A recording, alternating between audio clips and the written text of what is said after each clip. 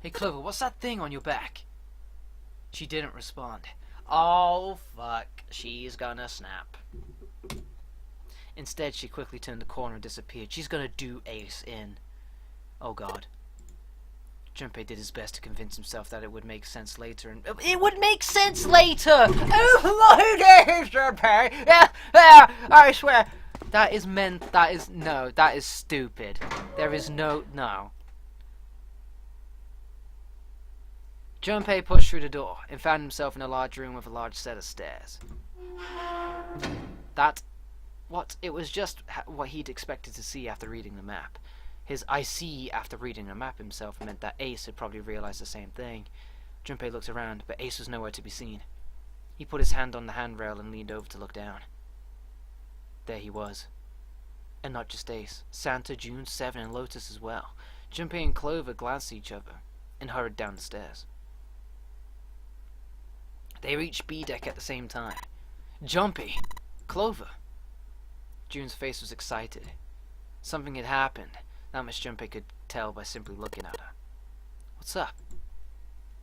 Given her situation, he was not inclined to be excited about sudden developments. June, however, couldn't contain herself. We found it! Found what? We found it. What did you find? The last door. We found door 9. Oh lord. What? Come on, just follow us. We'll explain on the way. Oh, but Clover's gonna turn psycho, Seven! Man! Look, is no one seeing the big fucking thing coming out of her back? I mean, no, it'll just make sense later on. That's just it's right. She's got a fucking axe in her back! Seven turned and jogged off down the stairs. The rest followed. We finally made it. The relief and excitement in her voice echoed what each of them felt. It's finally time. Junpei wasn't quite ready to believe they'd really done it, at least not yet. Still, if everyone said that it was door 9, then it probably was. He could feel his heart racing. A mixture of anticipation and fear ran through his veins, and he could feel his legs shaking. He was doing his best to maintain a sense of healthy skepticism, but he couldn't deny that the prospect of escape was an exciting one. But there was one thing he couldn't get off his mind. The numbered door could only accommodate between 3 and 5 people. There were 7 of them on their way to the door, 9. That meant that even in the best case scenario, there would be 2 of them who would have to stay behind. 2 people. He didn't have any solutions to that problem yet, but he was desperately hoping one would present itself. Junpei looked over at the clock.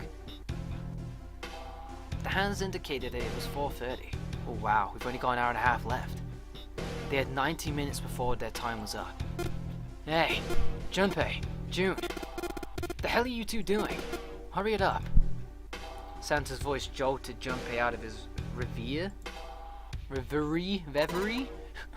I've never seen that word in my life. Let's go, Junpei. June took off down the stairs, jogging as quickly as she could. Junpei followed. They were quiet for a while until they had just reached C deck when Clover spoke. Oh, here it goes. Here it goes. It's cracking. It's gonna crack. Hey, what about door... Wait, door 2? Everyone else stopped. They all turned to look at Clover. Seven spoke. What about door 2? Door 2 is the only one we haven't gone through it, I mean. Yes, that's true. You guys okay with that? Not investigating it, I mean? So what? We found door 9. We don't need any of the others. Besides, who's to say what stops people going into door 2? People could just instantly run through door 9 and get, assuming this digital route is 9 again. What's the point? What's the point in going to door 9? We can't all go through it, can we? Then we should do what we have to do before we go any further. It's like a jigsaw puzzle. The best way to finish it quickly is to do the border pieces first. You know? Or what? You think all 7 of us should go through door 9? And then we argue over who stays behind and who gets to go? Do we really want to do that again? Who knows? If we check out door 2, maybe we'll find something. Maybe we can find a way to get all of us out. I don't know what might be in there. We might not find anything. But don't you think it'd be better to at least have a look? I mean, am I wrong? Does that sound wrong to you guys? Yeah, you do have a point. The others nodded in agreement. The last time I checked the clock, it was 4:30. It's not like we got a lot of time, but if we're quick about it, we might have time to take a look. You're right. Let's go take a look at door 2. They were back in front of the elevator. Nearby was the large hospital room. The elevator could take them down to door 2. After a few minutes of discussion, they decided that Clover, Santa, June, and 7 would go. Okay, so that would just leave me here. Alright, let's get going. I'll see you later. Yeah, maybe. Watch out, you never know. There may be just a crazy axe murderer next to you. Oh, dudes, hopefully they can overpower her. She's small and young, and there's 3 of them. They climbed into the elevator and Junpei listened to it creak and rattle its way to the bottom deck. Only Junpei, Ace, and Lotus were left. Oh, this is bullshit. As the elevator rumbled out of sight, Ace spoke. Lotus, would you be so kind to go with me? Go with you? I didn't think people still talked that way outside of the 1950s. Well, I'm a mother. Would that be a problem for you? That wasn't what I meant to. I was hoping you could come with me. Seriously though, I was kidding. So where was it you wanted to take me? There's something I wanted to show you. Whoa, Ace, hold up. Hey man, what the hell? I'm not important enough? Well, it's not like that. Once I've shown Lotus, I'll show you. Really? Of course. Ace's smile was friendly. Fine. Do whatever you want. Thank you. Are you coming, Lotus? Fine. It doesn't look like they're going to be back anytime soon. I might as well go see wherever it is, or whatever it is you think is so important. Now, why would he want to show Lotus this first and not me? Was it because of the pieces of paper he found? Ace turned and began to walk. Lotus followed. Am I on my own now?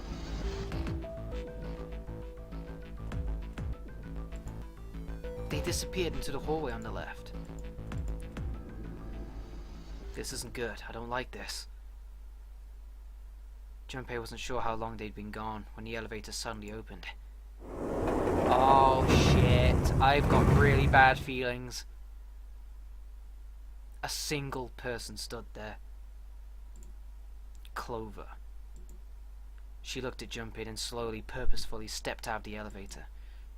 The door closed behind her. What the fuck is going on, Clover? Where's everybody else? What happened? She didn't answer.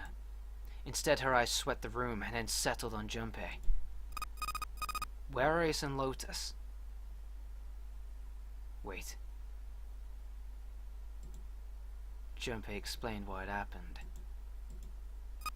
Oh. Then they went over there. Her voice was small and timid. Yeah, I think so. He repeated his earlier question. So where are June and Santa and 7? Why aren't they with you? You really want to know? There was something wrong with her smile. Yeah? Okay, sure. Here, let me show you. Clover pulled something out of her pocket and tossed it onto the floor at Junpei's feet.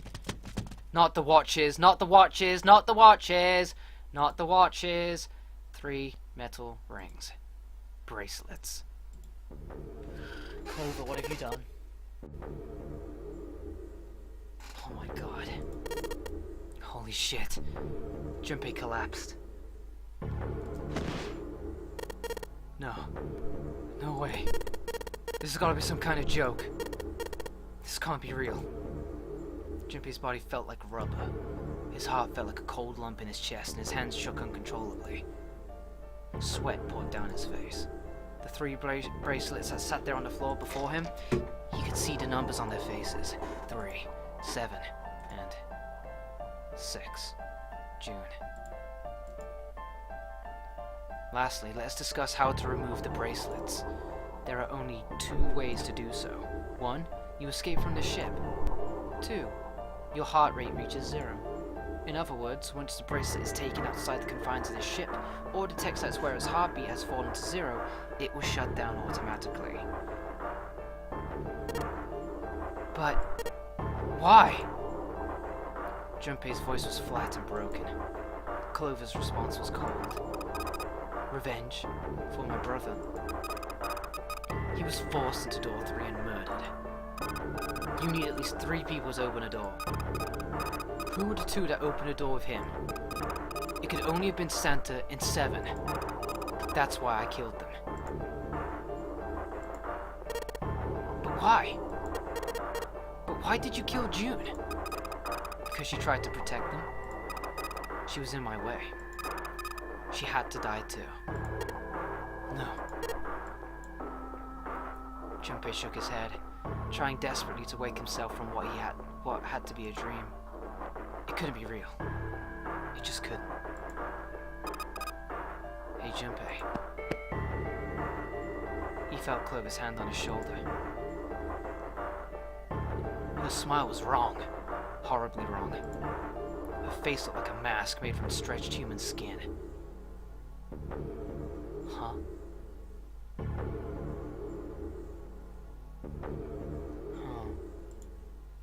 The smile that parted her lips did not extend to her eyes. They were dead and empty. The girl in front of him was no longer the Clover he had known. Perhaps she was not even human. Oh no! Wait! Dude! Let's go. Her hand reached out toward him. Let's get out of here. Let's leave this ship. What the hell are you talking about? To open a numbered door? Yes, I know. You need at least 3 people. But as long as we have this... Once again, Clover reached into her pocket and pulled something out. It was another bracelet. Junpei could see the number on the face. 0. 0.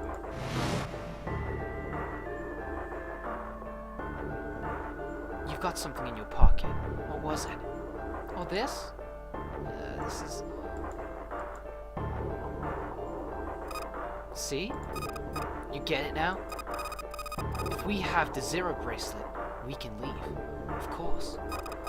You and I can open door 9 with just the 2 of us. 4 plus 5 plus 0 equals 9. See? So let's go. Come on!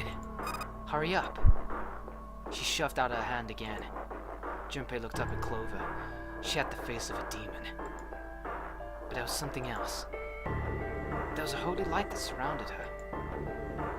She was both a fierce god and a benevolent goddess filled with love.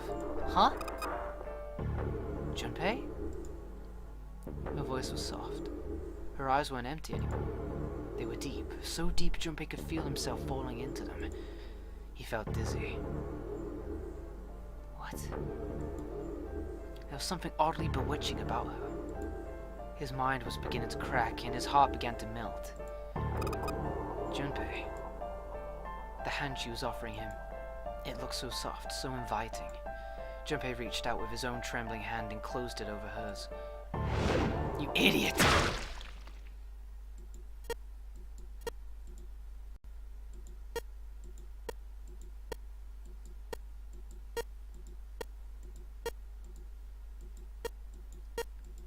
Damn fool. Junpei writhed in agony. He shuddered and twitched, his body spasming as he went into shock. He screamed until his throat was torn and bloody, then screamed more. His cries echoed across the room. Eventually his movement slowed. and faded. There was no more strength left in Junpei. He could feel his body begin to go numb. He no longer felt pain. He no longer felt anything. Whatever Junpei had been was gone. The last remnants of his mind began to fade. Even as his vision faded to nothingness, he saw Clover. That bitch. Thanks, Junpei. I'm just gonna borrow this, okay? Her smile was cold. What was left of Junpei's conscious mind drifted away. All that was left was a twisted, broken corpse. Ho ho ho! Well! And that's it! For now. So...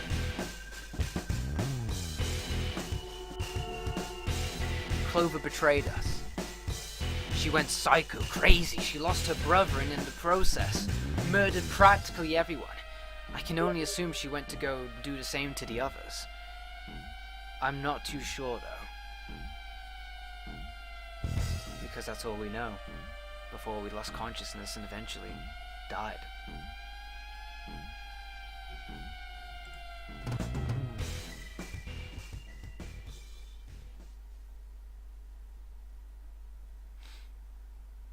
You have reached one ending. This game has multiple endings. In order to experience all the endings, you need to save now.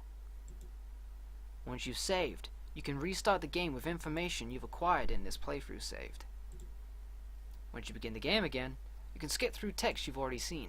Simply press right on the control pad to fast forward through these lines you've already read. Once you've reached lines you haven't seen or new choices, it will automatically stop. The Memories of the Escape option has been added to the main menu. Memories of Escape enables you to play the stages you have completed. It is recommended to save after this in order to unlock the Memories of the Escape. Would you like to keep information you've gained during this playthrough? This data will be retained in save file. If you restart the game, you will still start at the beginning. Yes. This is our first legit save. Alright. Oh! So there's one of six. There's one of six endings. Well now. So we got the bad ending. Clover killed June. She killed Santa. Killed us.